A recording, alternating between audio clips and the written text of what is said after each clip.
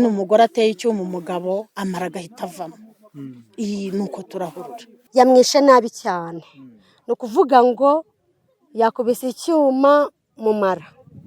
Mu kumukubitana mu kukimutera ntago yigeze agera ku ntuza hagati yawushe, mbese nuko ngo yakubise arangije arasogota. Mu gusogota yabyiringiye. Arakubita nyine arasogota anyuzamo nyine icyuma aragicumwacuma. Uwo mugore n'umugore ngombwa ko bapfuka. Mu gupfuka biranga. Muri kwa gupfuka hahise hazamuka inyama z'ibice bice by'amara. Bamucakiye ngo umucakira hano hepfo Rweza, ariko kumucakira twego tutamubonye ngo natwe dukora ibyo twakagombye gukora. Kandi n'ubundi byanga byakunda leta nitabigenza gutyo tuzaga tumuhiga natwe uwo tubonye twihorere nyine igihugu kizaba muraso. Hari ibindi si umuntu yakwicira umuntu gutyo wowe wamugeraho ugasanga we ntiwamwica. Leta rero nifata icyemezo ishaka kubigenza natwe tutazihora ugasanga bidukozeho. Ndi mu karere ka Rwamagana, aha ni mu murenge wa Muyumbo, akagari ka Bujuju, umudugudu wa Gishaka. Aha mu ndeba ni mu butaka bwa Jean Pierre waje kwicwa n'umugore we amuteye icyuma cyo mu mbavu amara arasoka. Bamwe mu baturage baganiriye n'umunyamakuru wa BTN TV badutangarije ko uyu mugabo yamwishe ku ijoro, dore ko uyu mugore yaramaze iminsi 3 yarataye urugo, yaje afite umugambi wo kuba yakica uyu mugabo, dore ko nta n'iminota 30 yamaze muri uru rugo. Tuganira nabo umva uburyo babigarukaho. Twari tuvuye, hari umuntu wapfuye ahantu bita mu murenge wa Nyakariro. Twari tuvuye gutabarayo twajyanye n'uwo mugabo bitawe ufite umugabo yishe. Tuvayo tukigera mu rugo ubwo nawe yari yatashye. Hari akana mfite k'agahungu karavuga ati nyamara hari haruguru bari kurwana. Turavuga ati uri kubyumva neza ngo bari kurwana ni kwa haba ufite. Umugabo wanjye ubwo twari turi kurya yirukanka arazamuka, nanjye ndazamuka.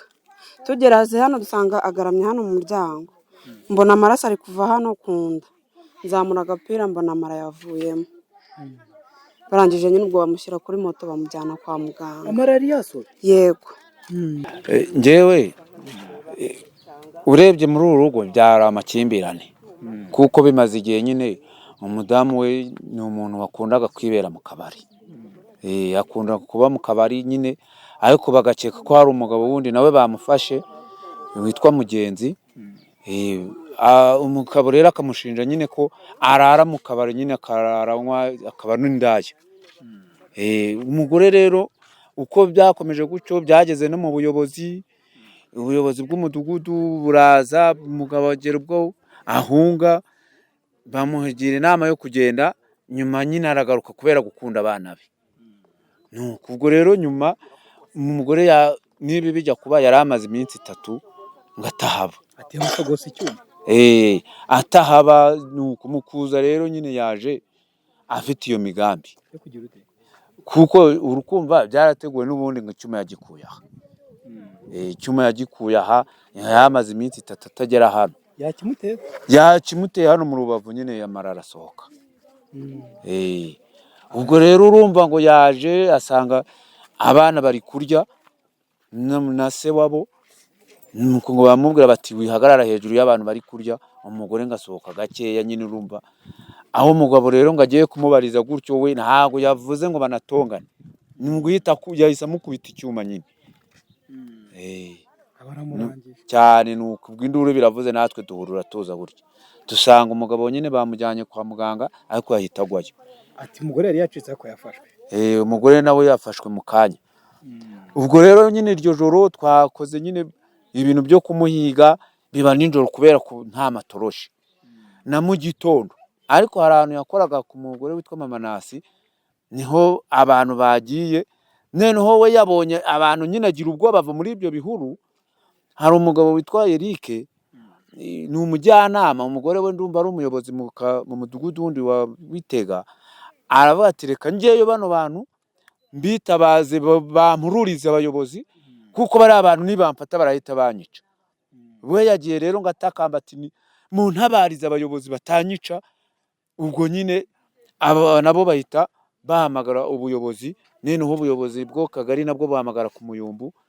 bamukorera nyine umutekano, bamutwaye kuri moto rwose n'abamotari. Kibikoza ngo bamukinze ibintu nyine ku buryo bamwambitse indi myenda itazwi, bamwambika ngo n'amarinete kugira ngo atagaragara, kuko n'isantere hano haraguru isoko ryaremye, bamubonye uwo ari we wese na moto yayitega.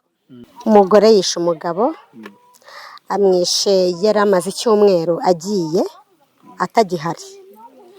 Ni ukuri mu by'ukuri uyu mugore yahoraga avuga ngo azica umugabo, akabwira n'abaturanyi ati umva, iyaba mwamfashaga nkabaha nk'ibihumbi 50 mukamwicira muri Supaguru. Ibyo ni ibintu byavuzwe hano, yego turabyumva nk'abaturage, turaceceka turabyumva, ariko turavuga tuti ibintu ntabwo twabyihererana. Ni ukuvuga ngo umugore akimara kuvuga ngo ibihumbi 50, hari uwo yabibwiye aramubwira ati wumva njye ibyo ntabwo nabyemera, sinigeze nica, nta nubwo ibyo nanabishobora. Uwo yamuhakaniye. Njyewe rero kugira ngo mbimenye saa ngahe saa 8 z'ijoro ngiye kumva numva induru ziravuze, numva ibintu birakaze. Njye nabyise njya gusenga, aho mbyukiye naje mvuye gusenga nahise mitira ahangaha. Ubwo ni ukuvuga ngo nkihagera nasanze ibintu ari amarira gusa, abana barize, abaturanyi bacitse umugongo, benshi batesekaye barize, ibibazo ari ibibazo. Yamwishe nabi cyane. Ni ukuvuga ngo yakubise icyuma mu mara, mu kumukubitana, mu kukimutera, ntabwo yigeze agera ku ntuza hagati, mbese nuko ngo yakubise arangije arasogota. Mu gusogota yabyiringiye, arakubita nyine arasogota, anyuzamo nyine icyuma aragicumacuma. Uwo mugore ni umugome cyane, byatubabaje. Amara ahita asohoka. Mu gusohoka umuturanyi umwe yahise aza, babiri bahise baza b'abagabo n'abadamu babo. Mu kuza baje bareba igitenge ku igare, barahambira, barasanasana, ariko nyine biranga. Mu kugera kwa muganga Murehe ku Muyumbu, ku Muyumbu biba ngombwa ko bapfuka. Mu gupfuka biranga. Muri kwa gupfuka hahise hazamuka inyama z'ibice by'amara. Ubwo nyine bagiye kugera Rugende kuri kaburimbo, ari kubwira abamujyanye ati nimumbabarire munsubize mu rugo njye kureba abana banjye, kuko abana banjye barambabaje cyane.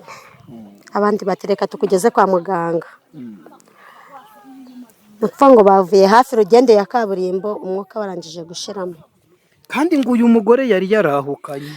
Umugore yari yarahukanye atakiri mu rugo, yarasize abana n'umugabo mu rugo, asiga n'akana k'imyaka 4-5 mu rugo gatoya. Bucura bwabo yari afite nk'imyaka 4-5, n'akana gatoya k'agahungu cyane. Umugabo niwe wakurikiranaga abana, umugore yarigendeye. Aba ku wundi mugabo yari yaragiye ku nshoreke. Si ku nshoreke, iyo nshoreke bamujyanye naho bari ku murenge kuri RIB. Ntabwo ariyo yaba yamwoheje kumwica kugira ngo imwegukane. Oya, wenda uwo mugabo yabarengana. Buriya iyo umugabo yishakira ibintu se, wagize ngo byatuma umuntu atabimuha. Buriya umugore niwe umunyamakosa. Tuvuge njyewe nimba munyamugabo mbwiye ngo nyihera ibintu, wenda ndaguha 2 cyangwa ndaguha 1000, ibyo ntabwo byakora. Gusa wenda inshoreke yiwe irarengana, ariko umugore ni ibintu yapanze, kuko ni icyuma kiguze hashize ukwezi. Ni icyuma kiza kimwe kigura 5 gifunitse. Yego, ayo niyo makuru dufite muri uyu mudugudu. Ni ukuri turabaye cyane. Turi mu mudugudu akagari kahe? Turi mu kagari ka Bujuju, umurenge wa Muyumbu, umudugudu wa Gishaka. Yego, gusa biratubabaje cyane nk'abaturanyi. Icyo twaje kumva, njyewe nazamutse niriwe ndi gushakisha sahizi, nagiye ku mama bita Mama Nasi n'aba Local Defense n'abanyerondo. Gitifu w'akagari yagize ahangaha tubwira ati nimukuri imishwaro mwese mutanga amakuru, ibintu birababaje. twakwiye imishwaro twese, bamwe muri Bitega, abandi Kajaroro, abandi Murehe, abandi Muyumbu, abandi Nzige, twese twakwiye imishwaro ntako tutagize tumushakisha. Jyawe nagende kwa Mama Nancy n'abandi bayobozi benshi turagenda. Mama Nancy tuzenguruka isambu yiwe, ni umukire utuye epfo iyi ngiyi, turamubura. Naho kumbi ari munsi gatoya ku mugabo bita Eric, ngo yagiye amubwira ibyo byose, amubwira ko yishe umuntu iri joro, atubishatse wantabariza. Undi aramutabariza, tumenya amakuru mu kanya kamujyanye. Ubwo twebwe twese tujya ahantu bita epfiriya Kajaroro, ni Kajaroro, epfiriya Ruvomo Gatoki. niho bamufashe sangahe? Yego bamufashe isaha ya saa 5 saa 6, ndi gukeka ari muri ayo masaha. Uriya mugore yitwaga nde? Uriya mugore yitwaga ni Jeannette Anyensi, yitwaga Anyensi. Umugabo yitwaga Habufite, yari umugabo mwiza witondaga. Reba umugabo wemeye kurera abana 4 akabarera mpaka. Yari umugore wahoraga ahigira umugabo ngo azamwica, kandi mu by'ukuri umugabo yari umugabo witondaga cyane, yari imfura mu bagabo. Gusa turababaye nk'abaturanyi, abana bababaye bose twakwirakwiye imishwaro n'abana, inshuti n'abavandimwe, usibye ko umugabo Mana nta famiye agira, ariko abaturanyi twamukundaga cyane. Gusa twababaye cyane. Icyo uriya mugore sahizi yo tuza kumubona, icyo twanimo kumukorera, usibye ko ubuyobozi bwamuhungishije kare, tuba twamwishe, kuko ni umugore gito, ni umugore mubi, yahemutse, adusigiye imfubyi, nta kintu adusigiye, nta hantu adusize tuba. Sahizi nawe uri kubibona, dore pariseri uko ingana, munyamakuru uri kubibona, nta hantu adusize, ntaki. Aba bana ni abana 4, asize abana 4 ariko nta kintu abasigiye. Sahizi nashakwa ku bwanjye, njyewe ubwanjye ndi umuyobozi.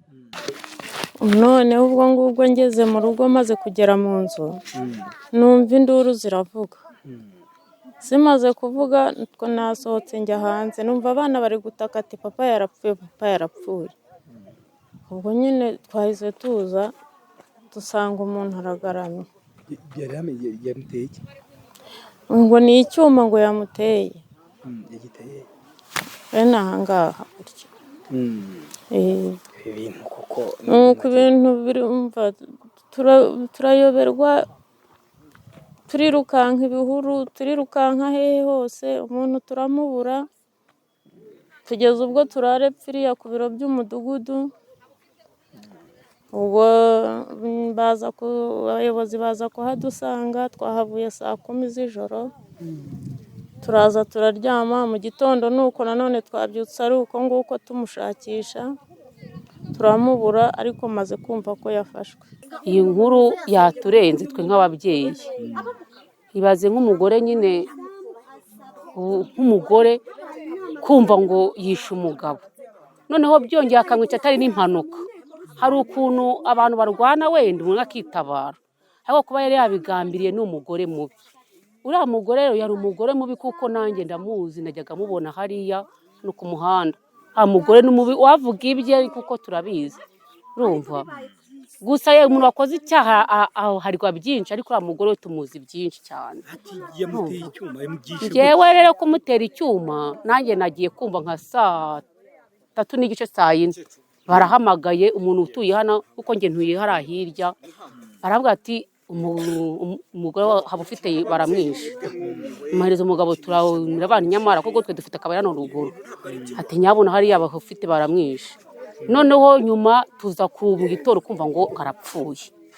Biratubabaza cyane, niko kuza haro dusanga twaje amakuru batubwira ukuntu nyine byagenze, abaturanye ukuntu bahuruye. Batubwiye yuko ngo yari yaragiye amaze iminsi 3.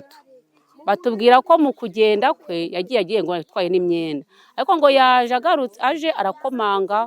Amaze gukomanga baramukingurira, baravuga ati biduhagarara hejuru, reka twirire cyangwa surye. Arabyanga, haritotomba. Amaze gutomba ngaca inyuma y'inzu ngo aragenda. Mu kugaruka kwe rero abana bamaze kuryama, umugabo ngo aje gukinga, ngamutera icyuma ngo mu nda. Ko twe twumvishije, kuko nyene nago nimari niko umugabo guhita yikubita hasi ngo arapfa. Oya da, ntago yapfuye, ahubwo ngo yahise bamujyana kwa muganga, kuko abaturage baje baramutwara, ageze mu nzira ahita apfa. ariko twe byatubabaje cyane, biratubabaza uriya mudamu twebwe icyo twifuza ejo kuko ari ku itariki ya mbere z'ukwa kabiri, kuko ejo ni umunsi w'ingabo, twumvaga ejo aho inama izabera bamuzana ku kagari mu gihe ataragera bataramucira imanza, akazana abaturage bakamufatira icyemezo, n'uwakagombye wese kubikora, n'uwakagombye wese kubitekereza gukora ikintu nk'icyo ngicyo, kuko n'umwana yabyaye yamwica, n'abo bava inda imwe yabarangiza, no muri abo bagabo bashumikana nabo bagirana ibibazo, bamara kugirana ibibazo akamwica. Icyo nsaba ni ukugira ngo rero nawe bakamwica nk'uko yishe undi, kandi ari umufasha we barabyaranye. ngo yamusogoza icyuma cyo mu rubavu, ngo yamusohoza icyuma cyo mu rubavu. Icyuma cyo mu rubavu urumva yari yarabiteguye, ni ibyo yateguye, amara yahise asohoka. Urumva rero nawe nka leta Kagame waciye ibi bintu byo kwicana none bikaba byagarutse, arebe ukuntu yabikora, arebe uko yabikora kugira ngo ibi bintu byari byaraduhangarikije by'94 none byagarutse, n'ubundi twarwaye ihahamuka. ko nyine umugore ateye icyuma umugabo amara agahita avamo, iyi ni uko turahurura.